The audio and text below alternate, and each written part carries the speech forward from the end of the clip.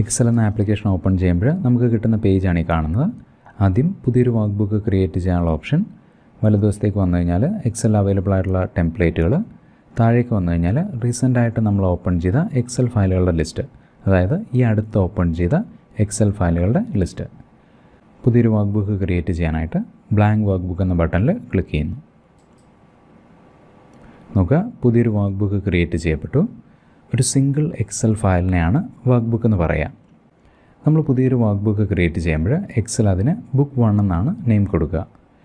ഇനി ഈ വർക്ക് ബുക്കിനെ നമുക്കിഷ്ടമുള്ള പേരിൽ നമ്മൾക്കിഷ്ടമുള്ള ലൊക്കേഷനിൽ സേവ് ചെയ്യണമെങ്കിൽ സേവ് എന്ന ബട്ടണിൽ ക്ലിക്ക് ചെയ്യുക. നോക്കുക, സേവ് ആസ് എന്ന ഡയലോഗ് ബോക്സ് വന്നു.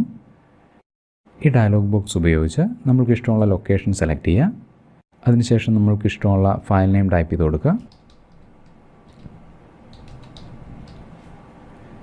സേവ് എന്ന ബട്ടണിൽ ക്ലിക്ക് ചെയ്യുമ്പോൾ നമ്മൾ ടൈപ്പ് ചെയ്ത് കൊടുത്ത പേരിൽ ഈ വർക്ക് ബുക്ക് സേവ് ചെയ്യപ്പെട്ടത് കാണാം. ഇനി വർക്ക് ഷീറ്റുകളുടെ കാര്യം നോക്കാം. ഒരു വർക്ക് ബുക്കിൽ ഏറ്റവും കുറഞ്ഞത് ഒരു വർക്ക് ഷീറ്റെങ്കിലും ഉണ്ടാവും.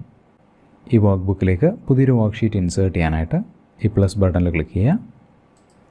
നമുക്ക് പുതിയൊരു വർക്ക് ഷീറ്റ് ആഡ് ചെയ്യപ്പെടും. ഇങ്ങനെ എത്ര വർക്ക് ഷീറ്റ് വേണമെങ്കിലും ഒരു എക്സൽ വർക്ക് ബുക്കിലേക്ക് നമുക്ക് ആഡ് ചെയ്യാൻ സാധിക്കും. ഇനി ഈ വർക്ക് ഷീറ്റിൻ്റെ പേര് ചേഞ്ച് ചെയ്യണമെങ്കിൽ ഈ വർക്ക് ഷീറ്റ് ടാബിൽ ഡബിൾ ക്ലിക്ക് ചെയ്യാം.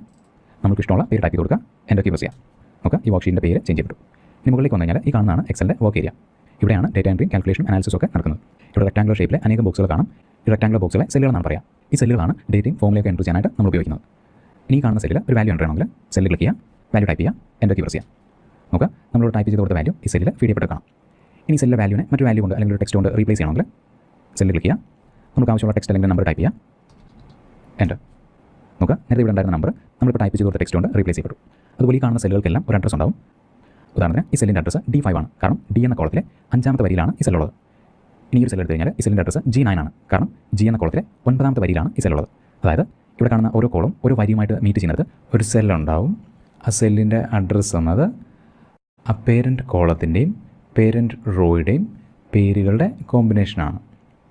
ഇനി ഈ വർക്ക്ഷീറ്റിലെ ഏറ്റവും അവസാനത്തെ കോളം എന്താണെന്ന് നോക്കാം. അതായത് ഈ വരിയിലെ ഏറ്റവും അവസാനത്തെ കോളത്തിലേക്ക് പോകാനായിട്ട് കൺട്രോൾ കീ ഹോൾഡ് ചെയ്ത് പിടിച്ചുകൊണ്ട് റൈറ്റ് ആരോ പ്രസ് ചെയ്യുന്നു. നോക്കുക, ഈ വർക്ക്ഷീറ്റിലെ ഏറ്റവും അവസാനത്തെ കോളമാണ് ഈ കാണുന്നത്, XFT. എണ്ണം പറഞ്ഞു കഴിഞ്ഞാൽ ഈ വർക്ക്ഷീറ്റിലെ 16,384ാമത്തെ കോളമാണിത്. ഇനി ഈ കോളത്തിലെ ഏറ്റവും അവസാനത്തെ വരിയിലേക്ക് പോകാനായിട്ട് കൺട്രോൾ കീ ഹോൾഡ് ചെയ്ത് പിടിച്ചുകൊണ്ട് ഡൗൺ ആരോ പ്രസ് ചെയ്യാം.